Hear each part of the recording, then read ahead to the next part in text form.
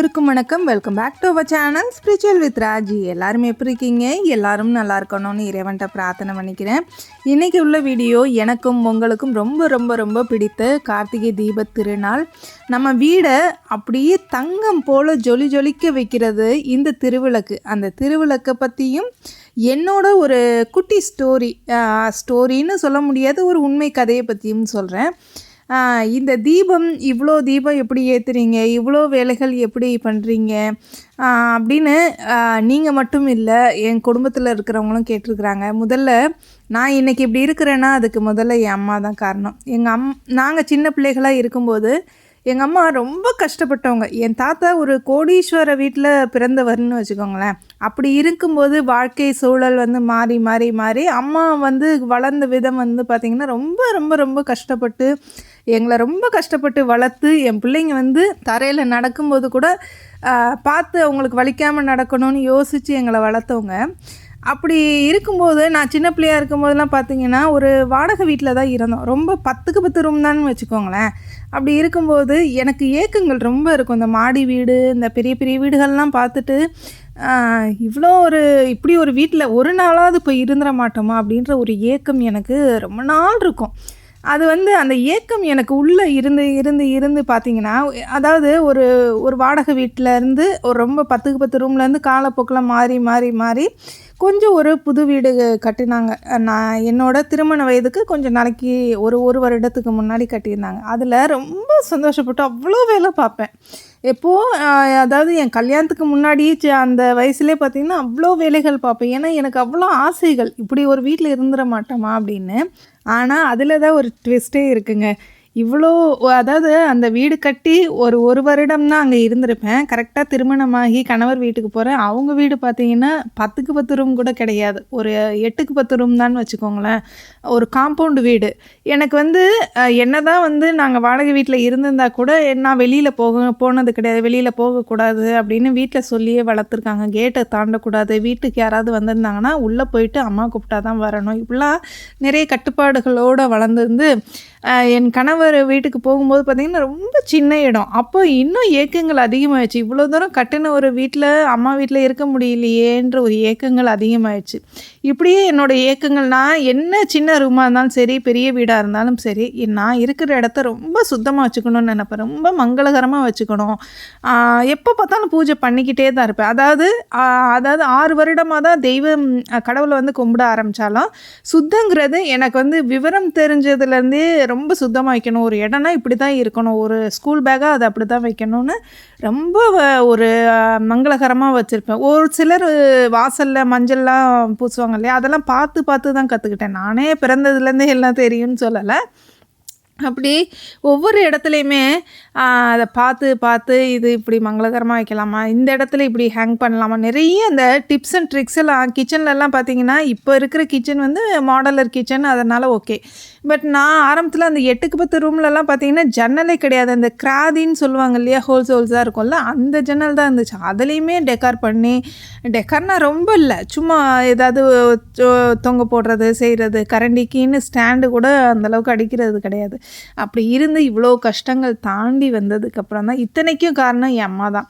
ஏன்னா என் பிள்ளை இவ்வளோ ஒரு சின்ன வீட்டில் போய் இருக்கக்கூடாதுன்னு நினச்சி ரொம்ப எனக்கு என்னைய பார்க்குறீங்க, ஆனால் என் அம்மாவை பார்த்ததில்ல. அவ்வளோ இன்றைக்கி நானும் என் சகோதரியும் நல்லா இருக்கிறோன்னா அதுக்கு முக்கிய காரணமும் அம்மா தான். இது எதுக்கு இந்த கார்த்திகை தீபத்துக்கு சொல்ல வரேன் அப்படின்னா, நிறைய பேருக்கு யோசனை இருக்கும், இதெல்லாம் சாத்தியமா, இவ்வளோ விளக்குகள் ஏற்ற முடியுமா, அது எப்படிங்கன்னு. கஷ்டப்பட்டவங்களுக்கு தான் அதோட அருமைகள் பெருமைகள் தெரியும் இல்லையா. இந்த மாதிரி எனக்கு கிடைச்ச ஒரு பொக்கிஷம் என்னோட வீடு. இந்த வீடுன்னு இல்லை, எவ்வளோ சின்ன வீடாக இருந்தாலும் சரி, எனக்குன்னு வயதாகும் பார்த்துருக்கீங்களா, அந்த நேரமாக இருந்தாலும் சரி, என்னால் என்ன முடியுதோ அதை கண்டிப்பாக நான் செய்வேன். இது எதுக்காக இவ்வளோ நேரம் சொல்கிறேன் அப்படின்னா, தெய்வ சக்திங்கிறது நம்ம ஏதாவது ஒன்று விரும்புவோம், விரும்பினது கைக்கு கிடச்சிருச்சு, கடவுள் அதனால் கொடுத்துட்டாருன்றதுனால மட்டும் கிடையாது. நமக்கு ஒரு விஷயம் நடந்துருச்சுன்னா தெய்வம் இருக்கணும், இல்லை ஒரு விஷயம் நடக்கலைன்னா தெய்வம் இல்லைன்னு அர்த்தம் கிடையாது. கடவுள் ஒவ்வொரு நிமிஷமும் ஒவ்வொரு நொடியும் நம்ம கூட இருக்கிறாங்க. நம்மளோட அசைவுகளில் இருக்கிறாங்க, நமக்குள்ளே இருக்கிறாங்க. இப்படி தீபம் ஏற்றலாமா, அப்படி தீபம் ஏற்றலாமா, இந்த மாதிரி செய்யலாமா, நம்மளோட எண்ணம் தான். நம்ம எண்ணத்தில் கடவுள் குடியிருக்க இருக்கிறாங்க. இன்றைக்கி என்னால் மாதுளம்பழம் வச்சு நெய்வேத்தியம் படைக்க முடியுதோ அவ்வளோதான். இன்றைக்கி என்னால் அது முடியலையா, பால் வச்சு படைக்கிறேன்னா காய்ச்சிய பால், அதுவும் இல்லையா, வெறும் அந்த பேக்கெட் பாலை எடுத்து ஒரு டம்ளரில் ஊற்றி வைக்கிறேன்னா இப்படி வைக்கக்கூடாது அப்படி வைக்கக்கூடாது. நம்மளோட உணர்வுகளில் ஒன்றிணைகிறது தான் கடவுள். இன்னொரு முக்கியமான விஷயம் சொல்ல மறந்துட்டேன். நான் இந்த அளவுக்கு தெய்வத்தை வழிபடுறதுக்கு முதல் முக்கிய காரணம் முருகன்னு சொல்லுவேன். ஏன்னா 6 வருடம் 7 வருடமாக நான் இறைவன் அத்தனை கடவுளையும் நான் கும்புறது எந்தளவுக்கு உண்மையோ, என்னோட 8 வயதுலேருந்து 7-8 வயதுலேருந்து கந்தசஷ்டி பாடாமல் நான் இருந்ததே இல்லை. அந்த கந்தசஷ்டிக்கு அவ்வளோ பெரிய சக்திகள் இருக்குது. அந்த கந்தசஷ்டி எனக்கு அந்த வயசில் வந்து வாயில் டக்குன்னு நுழையாது. திரும்பி திரும்பி திரும்பி படிப்பேன். முருகா முருகா முருகா தான் வரும். குலதெய்வத்தை கூட அந்தளவுக்கு கும்பிட மாட்டேன்னா பார்த்துக்கோங்களேன். ஒரு சில காரணங்கள்னால முருகர்கிட்ட ஒரு சின்ன கோபம் எனக்கு இடையில இருந்துச்சு. அதனால் என்னையே நானே எவ்வளோ பெரிய தப்பு பண்ணியிருக்கோம். தப்புனா ரொம்ப பெரிய சோதனை. அந்த சோதனையெல்லாம் கடந்து வரும்போது கடவுளே இல்லையோ அப்படின்ற ஒரு எண்ணத்தில், ஏன்னா நான் முருகனை தொடர்ச்சியாக கும்பிட்டு சின்ன விவரம் தெரிஞ்சதுலேருந்து கும்பிட்டோமே, அந்த கடவுள் நம்மளை வந்து ஏமாற்றிட்டாரோன்ற ஒரு எண்ணம் அன்னைக்கு. அப்படி கேட்கும்போது அந்த விஷயம், நான் உனக்கு நல்லதானே செய்வேன், என்னையை போய் நம்பாமல் விட்டுட்டியேன்னு அவர் முகத்தை பார்க்கும்போதெல்லாம் ஒரு கேள்வி என்னை பார்த்து கேட்குற மாதிரியே ஒரு எண்ணம் தோணும். இதனாலே பார்த்திங்கன்னா ரொம்ப வருஷங்களாக நான் வந்து எப்படி சொல்கிறது, ஒரு 7 வருடமாக நான் வந்து பூஜை பண்ணிக்கிட்டே இருந்தாலும் இது கூட அது கூட நான் கேட்டதில்லை. என்னால் முடியாத பட்சம் சில விஷயம் எனக்கு முடியவே இல்லைன்றதுக்கு தான் இதை கொடு அப்படின்னு கேட்பேன். நம்ம சப்ஸ்கிரைபர்ஸ்க்கு வேண்டின அளவு கூட நான் எனக்கு வேண்டினது கிடையாது. ஏன்னா அந்த அளவுக்கு கடவுளோட சக்தி ரொம்ப பெருசு. இப்போ கூட எனக்கு சில விஷயங்கள் நடக்க வேண்டியது ரொம்ப தள்ளி போயிருக்கே தவிர்த்து, அவர் வந்து எனக்காக இருந்தாலும் அவரால் தான் முடியும், கண்டிப்பாக அவங்க தான் செய்வாங்க அப்படின்ற ஒரு நம்பிக்கை தீர்க்கமாக இருக்குது. அந்த மாதிரி இந்த 7 வருடங்களாக வந்து பார்த்திங்கன்னா சின்ன வயதில் கும்பிட்ட முருகப்பெருமானை வந்து 7 வருடங்களுக்கு முன்னாடி, 7 வருடம் இல்லை, அதுக்கும் முன்னாடியிலேருந்து வந்து கும்பிடாமல் விட்டுருந்தேன்னு சொல்லியிருந்தேன் இல்லையா. அதுக்கப்புறமா சாயப்பா பார்த்தேன். என்னோடய வாழ்க்கையை பிரட்டி போட்டு அந்த 7 வருடங்கள் அப்படின்னு சொல்லலாம்.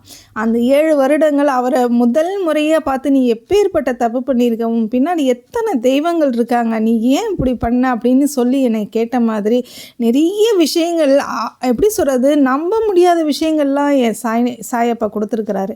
அப்படி தான் வந்து ஒவ்வொரு தெய்வத்தையும் நோக்கி நோக்கி என்னோடய பயணத்தை ஆரம்பித்தேன். இன்னைய வரைக்கும் இதை கொடு அதை கொடு, எதுக்கு நம்ம கேட்கணும், கடவுளுக்கு தெரியாதா நமக்கு என்ன வேணுங்கிறது? ஆனால் கேட்கணும், இல்லைன்னு நான் சொல்லலை, கேட்கணும். ஏன்னா நம்ம ஞாபகமும் படுத்தணும் இல்லையா, இறைவனுக்கு ஞாபகம் படுத்தணும். அதுக்காக எனக்கு இன்னும் முடியலையேன்ற ஒரு எண்ணத்தை முன்ன வைக்காதீங்க. கண்டிப்பாக நீ நடத்தி கொடுப்ப அப்படின்னு பாசிட்டிவாக பேசுங்க.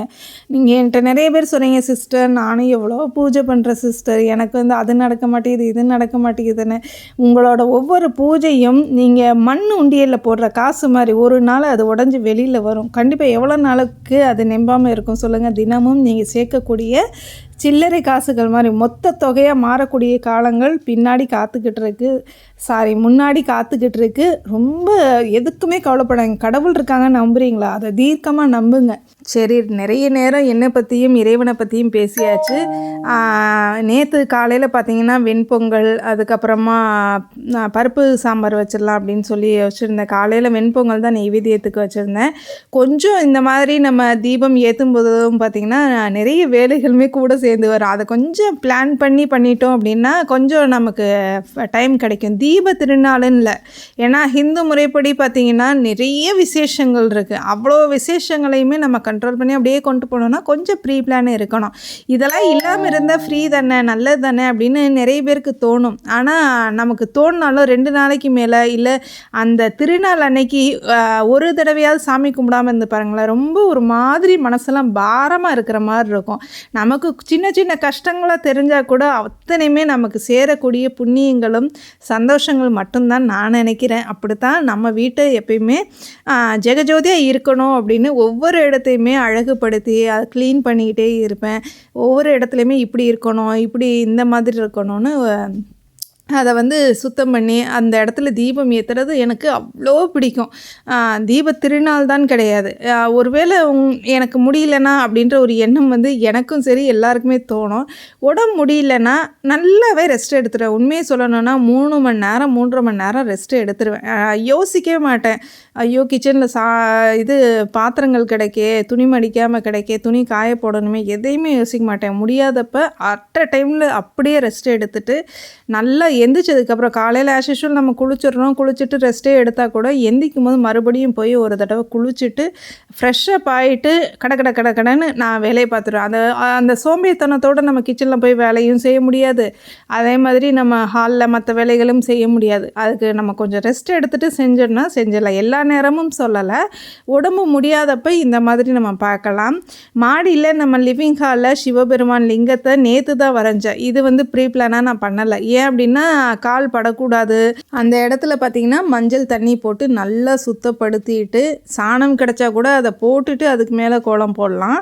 இருந்தாலும் இங்கெல்லாம் அந்த மாதிரி கிடைக்கிறது இல்லைன்றனால காவி பொடி போட்டு நல்லா ரொம்ப நேர்த்தியாக அழகான ஒரு சிவலிங்கத்தை வரைஞ்சி நான் இதுக்கு என்ன யோசிச்சுருந்தேன்னா ஃபுல்லாக சுற்றியுமே விளக்குகள் மட்டும்தான் இருக்கணும். அந்த காவி கலரே தெரியாத அளவுக்கு விளக்குகள் வைக்கணும்னு யோசிச்சிருந்தேன்.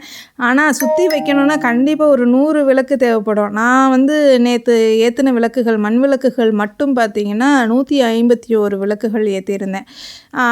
பூஜை ரூம்லலாம் கணக்கு பண்ணாமல் நம்ம கிச்சனில் இருக்கிற விளக்குகள், அதுக்கப்புறமா வெளியில் வந்து நிலைவாசலில் இருக்கிற பித்தளை விளக்குகள்லாம் கணக்கு பண்ணாமலே 151 தீபங்கள் நான் ஏற்றிருந்தேன். அதுவே எனக்கு வந்து நேரம் பத்தலை. இவ்வளோ ப்ரீ பிளான் ஒரு வாரமாக பண்ணியுமே எனக்கு வந்து டைம்ஸ் கொஞ்சம் கம்மியாக இருக்கிற மாதிரி தான் இருந்தது. ஏன்னா அண்ணாமலையார் தீபம் பார்த்து அடுத்த நொடியிலேருந்து நம்ம தீபம் ஏற்ற ஆரம்பிச்சிருவோம் இல்லையா. அங்கே டிவியை பாருன்னு சொல்லிட்டு ஒரு பக்கம் தீபம் ஏற்ற ஆரம்பிச்சிருவோம். கொஞ்சம் அந்த டைமிங்கில் கொஞ்சம் அவசரமாக தான் பண்ணுற மாதிரி இருந்தது.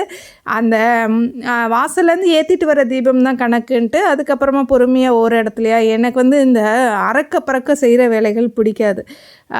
ஒரு சில வேலைகள் தான் வந்து ஸ்பீடாக செய்யணும்னு செய்வேன். இந்த மாதிரி பூஜை வேலைகள்லாம் ரொம்ப பொறுமையாக செய்யணும். இப்போ என்ன ஒரு 1/2 மணி நேரம் அதிகமானா என்ன அப்படின்னு நினச்சிட்டு செஞ்சேன்.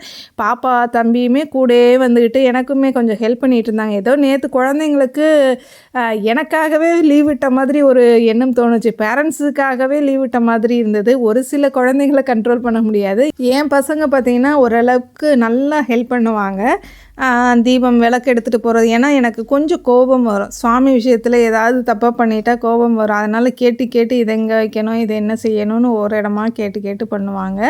அதனால் பசங்க இருந்தனால எனக்கு ஒரு ஃப்ரீயாகவும் இருந்துச்சு. மற்ற வேலைகள்லாம் அந்த தீபம் நிலைவாசல் ஏற்றுற தீபம் தான் கொஞ்சம் டைம் ஆச்சு. கோலம் வந்து டீட்டெயிலிங்காக வீடியோ கொடுக்கணும்னு நினச்சேன், போடுறதெல்லாம் எடுக்கணும்னு நினச்சேன்.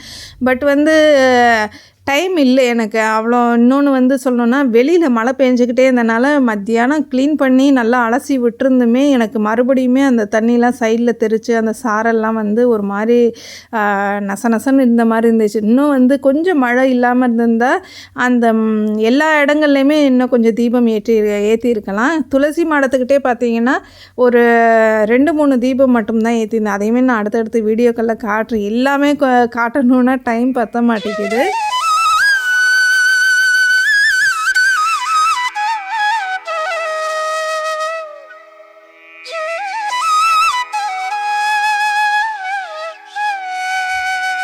அடுத்ததாக கனகா லக்ஷாந்த்ன்ற ஒரு ஐடியிலேருந்து சிஸ்டர் சொல்லியிருந்தீங்க. சிஸ்டர் என்னால் சீக்கிரம் எந்திரிக்க முடியல, எனக்கு 2.25 வயசில் ஒரு குழந்த இருக்கான் அப்படின்னு சொல்லியிருந்தீங்க. எதையும் ரிஸ்க் எடுத்துக்காதீங்கப்பா. இப்போ எனக்கு வந்து சின்ன வயசுலேருந்து கடவுள்னால மட்டும் கிடையாது, இயற்கையாகவே எனக்கு அந்த நேரத்தில் என்னவோ ஏதோ ஒரு காரணங்கள் எனக்கு தூக்கம் வராது. அதனால் ஒரு 4 மணி 5 மணி டைமிங்லலாம் எழுந்திரிச்சிருவேன். அப்படியே எழுந்திக்கணும் என்ன காரணம்னே தெரியாமல். ஆனால் எல்லாருக்குமே எடுப்பில் நம்ம எந்திக்கணும் அப்படின்னு உங்களை உடலை வந்து வருத்திக்காதீங்க. சில காலங்கள் வந்து நம்மளால் ரெஸ்ட் எடுக்கிற காலம்னு இருக்கும், என்ஜாய் பண்ணுற லைஃப் ஒரு டைமிங்னு இருக்கும். அதே மாதிரி இந்த மாதிரி வேலைகள் பார்க்கணும், அதாவது கடவுள்களுக்காக வேலை பார்க்க வேண்டிய காலம்னு ஒவ்வொரு காலம் மாறி வரும். இப்போதைக்கு ரெஸ்ட் எடுங்க. ஏன்னா நைட்டு 10 மணிக்கு தான் நான் தூங்குற சிஸ்டர்னு சொல்லியிருந்தீங்க. ரெஸ்ட் எடுங்க, ரொம்ப வேண்டாம். ஒரு 6 மணிக்கு எந்திரிங்க. ஏன்னா குழந்தையும் பார்த்துக்கணும் இல்லையா? குழந்தைக்கு உங்களோட கேர்ஃபுல்லாகவே தேவைப்படும். ஏன்னா இன்றைக்கெலாம் என் பசங்க வந்து தம்பி 9th பாப்பா 8th படிக்கிறாங்களா, வளர்ந்துட்டாங்க. இருந்தாலுமே அந்த குழந்தை பருவத்தை வந்து திருப்பி நான் பார்க்க முடியுமானா கண்டிப்பாக கிடையாது. அதனால் உங்களால் முடிஞ்சது செய்யுங்க. இல்லை சிஸ்டர், எனக்கு நிறைய வேலைகள்லாம் பார்க்கணுன்னு ஆசையாக இருக்குது, இந்த மாதிரி தெய்வ வழிபாடு பண்ணணும்னு ஆசையாக இருக்குன்னா உங்களுக்குன்னு ஒரு டேர்னிங் பாயிண்ட்டுன்னு ஒன்று வரும். கண்டிப்பாக அது வரும். ஏன்னா இந்த எண்ணம் இருக்கிறவங்களுக்கு இயற்கையாகவே எழுந்திக்கணும்னு நினச்சிட்டிங்கல்ல, அதுவே பெரிய விஷயம்தான். அந்த எண்ணம் வந்து தூண்டுதல் மூலியமாக கூடிய விரைவில் பிரபஞ்சமே உங்களுக்கு அந்த நேரத்தை ஒதுக்கும். அதனால் அது வரைக்கும் என்ஜாய் பண்ணிக்கோங்க, சந்தோஷமாக இருங்க, குழந்தையோட விளாடுங்க. உங்களுக்கு எப்பப்போலாம் ஃப்ரீயாக இருக்கோ அப்பப்போலாம் வந்து உங்களுக்கு பிடிச்ச சின்ன சின்ன வேலைகளை செய்யுங்க, குழந்தைங்க கூட பேசுங்க, அந்த மாதிரி இருந்துக்கோங்க. நீங்கள் கேட்கலாம், என்ன சிஸ்டர் பிரம்ம முகூர்த்த நேரத்தை பற்றி அவ்வளோ விஷயங்கள் சொல்லியிருக்கீங்க, இப்போ நீங்களே கொஞ்சம் ஃப்ரீயாக இருங்கன்னு சொல்கிறீங்களேன்னு. உண்மையை சொல்லணுன்னா நம்ம எந்திரிச்சிட்டோன்னா நம்மளால் அந்த எப்படி சொல்கிறது, ஒரு 6 மணிக்கு இன்றைக்கி எந்திரிச்சிக்கலாம் அப்படின்னு நமக்கு எண்ணம் தோணாது. இன்னைய வரைக்கும் எனக்கே ஒரு சில டைம் கோபம் வந்து, அட என்ன எவ்வளோ தான் எத்தனை நாள் தான் டெய்லி இந்த டைமிங்கில் எந்திரிக்கிறது, இன்றைக்கி ஒரு நாள் தூங்குவோன்னா எனக்கு அந்த டைமில் தூக்கமே வர்றதில்லை. கண்டிப்பாக அந்த ஒரு 3:10 ஆகிடுச்சுனாலே தூக்கம் வர்றது கிடையாது. இன்னொன்று 3:10க்கு எந்திரிச்சிட்டமேன்ற ஒரு டயர்டுமே எனக்கு வர்றதில்லை. அந்த மத்தியானம் ஒரு மணி நேரம் 2 மணி நேரம் தூங்குறதோடு சரி. அதனால் எல்லாமே வந்து காலம் வந்து நமக்கு பதில் சொல்லிக்கிட்டே இருப்பாங்க. நமக்கு தான் வந்து எதுவுமே தெரிகிறதில்ல. அந்த மாதிரி இப்போ என்ஜாய் பண்ணுங்கள். இன்னும் கொஞ்சம் நாளில் எல்லாமே மாற்றங்கள் அடுத்தடுத்து நடக்க ஆரம்பிச்சிடும். நம்மளோட கார்த்திகை தீபத்திற்கு நம்ம படிகள், அதுக்கப்புறம் எல்லா இடத்துலையுமே தீபம் ஏற்றி அந்த மாக்கோளம்லாம் போட்டு வைக்கும்போது பார்க்குறதுக்கே அவ்வளோ ஒரு அழகாக மங்களகரமாக நம்ம பெரியவங்க எவ்வளோ விஷயங்களை சொல்லியிருக்கிறாங்க. நமக்கு இவ்வளோ விஷயங்கள் இந்த அளவுக்கு ஒரு அழகு, உதாரணத்துக்கு சொல்லணும்னா கஷ்டப்பட்டால் தான் கைக்கு வந்து சேரும்னு சொல்கிற மாதிரி, நம்ம அந்த தீபம் இவ்வளோ இடத்துல ஏற்றும் போது பார்த்திங்கன்னா அதை விளக்கணும், அதை க்ளீன் பண்ணணும், அந்த இடத்த சுத்தம் பண்ணணும்னு தோணும். ஆனால் கடைசியாக அதில் வரக்கூடிய அந்த ஒளி பார்த்தோன்னா ஏதோ நம்ம வீடு அத்தனை வீடுகளுமே கோவில் போல் காட்சியளிக்கும் இல்லையா? அவ்வளோ ஒரு அழகு, அவ்வளோ ஒரு இறைவனை வந்து வீட்டுக்குள்ளே கொண்டு வந்த ஒரு சந்தோஷம் எனக்கு இருந்தது. ஒன்றுமே எனக்கு இவ்வளோ விஷயங்கள் செஞ்சுட்டு இவ்வளோ வேலை செய்கிறோமே அப்படின்ற ஒரு எண்ணம் இன்றைக்கி இல்லை, என்றைக்குமே எனக்கு இருந்தது கிடையாது. அப்படி இருக்குனாலே நம்ம வேலை செய்கிறது வேஸ்ட்டு தான். ஒருவேளை நமக்கு டயர்டாகுதா, நம்மளால் எவ்வளோ முடியுமோ அவ்வளோ செஞ்சுட்டு போயிடலாம். அந்த மாதிரி இந்த தீபம் அண்ணாமலையார் வரைஞ்சி தீபம் ஏற்றும் போது எனக்கு வேண்டுதல் எதுவுமே ஞாபகம் இல்லை. அந்த இடத்துல அப்படியே பொங்கி கண்ணீர் மட்டும்தான் வந்துச்சு. அவ்வளோ ஒரு அழுகன்னா பார்த்துக்கோங்களேன், அந்த அளவுக்கு ஒரு கண்ணீர் மட்டும்தான் வந்துச்சு. இது எனக்கு வந்திருந்தால் பரவாயில்ல, நான் இவ்வளோ பூஜை பண்ணுறேன், என் பொண்ணு வந்து இதெல்லாம் பார்த்துக்கிட்டு இருந்தா. இதை பார்த்துக்கிட்டு அந்த சிவலிங்கத்துக்கு வந்து சாக் பீஸால் அவள் தான் வந்து ட்ராயிங் போட்டு கொடுத்துருந்தா. அதை பார்த்தீங்கன்னா அவளுமே அவ்வளோ அதை பார்த்துட்டு அவள் அழுக ஆரம்பிச்சா. நீ எதுக்குமா அழுகிற? ஏன்னா அவளுக்கு இந்த பூஜை சின்ன வயசுலேருந்தே பூஜையை பற்றிலாம் சொல்லி கொடுத்துருக்கேன். இப்போ இடப்பட்ட காலங்களில் அவளுக்கு படிக்கிறதுக்கு டைம் இல்லை அப்படின்னு சொல்லிட்டு, வேலை பார்க்குறதுக்கு டைம் இல்லைன்னு சொல்லிட்டு படிக்கிறதுக்கு தான் டைம் இருக்குதுன்னு இந்த பூஜை பக்கம்லாம் வர்றதில்லை. கொஞ்சம் ஒரு 1.5 வருஷமாக வர்றதில்லை. அதில் பார்த்திங்கன்னா நேற்று அந்த கோலம் போட்டு அதில் நான் அந்த விளக்கெல்லாம் ஏற்றி வச்சுருக்கிற சிவலிங்கம் போட்டு அதை பார்த்துட்டு அவ்வளோ ஒரு அழுக கண்ணீராக வந்துக்கிட்டே இருக்கு அவளுக்கு. அதை பார்த்துட்டு ஏன் அழகு தெரியல அப்படின்ற ஒரு வார்த்தை. உண்மையை சொல்லணும்னா எல்லாருக்குள்ளேயுமே இந்த தெய்வ சக்தி இருக்குது. ஆனால் அவங்க எப்போ வர்றாங்க, எப்போ வெளிக்கொண்டு நம்ம வர்றோம் அப்படிங்கிறது யாருக்குமே தெரிகிறது இல்லை இல்லையா?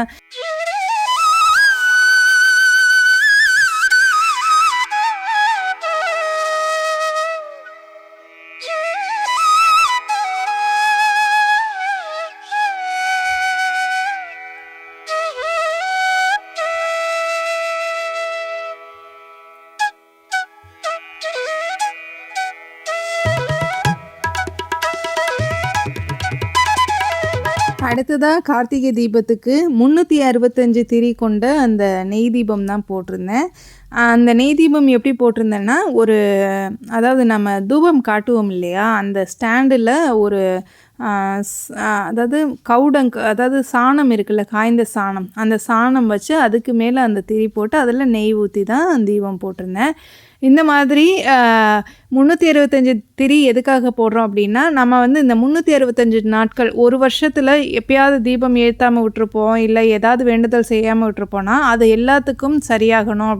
அதாவது எல்லா நாட்களையும் கணக்கிட்டு இந்த 365 தீபங்கள் வந்து ஏற்றுறது. அப்படி தான் இறைவனுக்கு ஏற்றிருந்தேன். ரொம்ப ஒரு அம்சமாக சிவபெருமானை பார்க்கும்போது என்ன ஒரு அழகு தெரியுங்களா? சிவலிங்கம் தான் இருக்கணும்னு அவசியம் இல்லை, இவ்வளோ விளக்குகள் தான் ஏற்றணும்னு அவசியம் இல்லை. ஒரே ஒரு ஜோதி, அதாவது இந்த 100 திரி, 27 திரி, 21 திரி, 11 திரி, 2 திரியாக இருந்தாலும் இறைவனை நம்ம வர வச்சிடலாம். அதுக்கப்புறமா ஒரு சிஸ்டர் கேட்டிருந்தீங்க, பீரியட்ஸ் ஆகிடுச்சு எனக்கு, நான் தீபம் போடலாமான்னு. பூஜை ரூமை தவிர்த்து எல்லா இடங்கள்லையுமே தீபம் ஏற்றலாம். அது மட்டும் இல்லை, அதே மாதிரி எல்லா தீபங்களும் எல்லா இடத்துலையுமே ஏற்றலாம். ஒரு சில தீபங்களுக்கு ரொம்ப பெரிய சக்திகள் இருக்குது. இந்த ஜலதீபம்னு நான் சொல்லியிருப்பேன், உங்களுக்கு எல்லாருக்கும் தெரிஞ்சிருக்கும். ஜலதீபம் எங்கே சிஸ்டர் ஏற்றலான்னு கேட்டிருந்தீங்க. நிலைவாசலில் ஏற்றலாம். ஒன்று நல்லா சுத்தப்படுத்தி இந்த மாதிரி மஞ்சள் தண்ணி தெளித்து சுத்தப்படுத்திட்டு கோலம் போட்டு அது மேலே ஒரு மணி வச்சு ஜலதீபம் ஏற்றலாம். அப்படி இல்லைன்னா ஏதாவது ஸ்டாண்டு இருந்துச்சுன்னா ஸ்டாண்டில் வச்சு ஏற்றலாம். ஜலதீபம் எப்படி ஏற்றுறது அப்படின்னு கேட்டிருக்கீங்க. நம்ம சேனலில் நிறைய வீடியோ ஜலதீபம் பற்றி போட்டிருக்கேன். ஒருவேளை வேணும்னா கண்டிப்பாக சொல்லுங்கள். ஏன்னா இன்றைக்கி பௌர்ணமிங்கிறதுனால நான் ஜலதீபம் ஏற்றுறது என்னுடைய வழக்கம். சந்திர தரிசனம் முடிச்சுட்டு ஜலதீபம் ஏற்றுறது எனக்கு வழக்கம். அந்த ஜலதீபத்துக்கு அப்பேற்பட்ட சக்திகள் இருக்குது. ஒன்றும் இல்லை, ஒரு சின்ன கண்ணாடி டம்ளரில் 3/4 தண்ணி எடுத்துக்கிட்டு ஒரு 3-4 ஸ்பூன் அளவுக்கு எண்ணெய் விட்டுட்டு அதில் திரி போட்டு, ஃப்ளோட்டிங் திரினாலும் சரி, இல்லை பஞ்சு திரி அப்படியே நீங்கள் அந்த எண்ணெயில் நல்லா ஊற விட்டுட்டு பஞ்சு திரியை போட்டாலும் உடனே தீபம் அழகாக எரியும். தண்ணியில் ஏற்றுறமே எரியாதான்னு யோசிக்காதீங்க. வேணும்னா உங்களுக்கு நேற்று போட்டிருந்த இல்லையா ஷார்ட் வீடியோ, இன்றைக்கி போட்டிருந்த இல்லையா ஷார்ட் வீடியோ, அதில் கீழே ரிலேட்டட் வீடியோவாக கூட நான் கொடுக்குறேன், செக் பண்ணி பாருங்கள். இன்றைக்கி நம்ம சகோதரிகளோட பெயர்கள் பார்த்துடலாமா? Shanmuga Lakshmi, Dhana Senthil, Aarthisa, Mrs imperfect, not human 777MI, Jayapriya, Yuvaraj, Dhanalakshmi. அடுத்ததாக ஒரு சிஸ்டர் கேட்டிருந்தீங்க, கடன் பிரச்சனை எனக்கு அதிகமாக இருக்குது சிஸ்டர், இதனால் வீட்டில் நிறைய பிரச்சனைகள் வருதுன்னு சொன்னீங்க. முதல்ல வந்து கடன் எப்படியாவது அடைஞ்சிரும்னு நம்ம எண்ணோட்டத்தை அதிகமாக நேர்காணலாக வைங்க. இன்னொரு விஷயம், நம்ம யார்கிட்ட கடன் வாங்கணுமோ அவங்ககிட்ட ஒவ்வொரு செவ்வாய்க்கிழமையும் எப்படியாவது அதில் கொஞ்சம் தொகையாவது எடுத்து கடனை வந்து கொடுக்கணும்னு யோசிங்க. ஏன்னா கடனை பொறுத்த வரைக்கும் கொடுக்க தான் கரையும். நம்ம இப்போ பார்த்துக்கலாம் அப்புறம் பார்த்துக்கலான்னு யோசிச்சோன்னா கண்டிப்பாக அது வந்து கரையாது. அதனால் கண்டிப்பாக ட்ரை பண்ணுங்கள். ஏதாவது ஒரு விஷயத்துக்காக எல்லாருமே கடன் வாங்குகிறோம். கடனில் போய் மாற்றத்தை தவிர்த்துக்கலாம். நமக்கு எவ்வளோ முடியுமோ அவ்வளோ வந்து நம்ம வாழ்க்கையை சிறப்பாக கொண்டு போகிறதே நல்லதுன்னு நான் நினைக்கிறேன். இந்த வீடியோ உங்களுக்கு பிடிச்சிருக்குன்னு நினைக்கிறேன். நன்றி, வணக்கம்.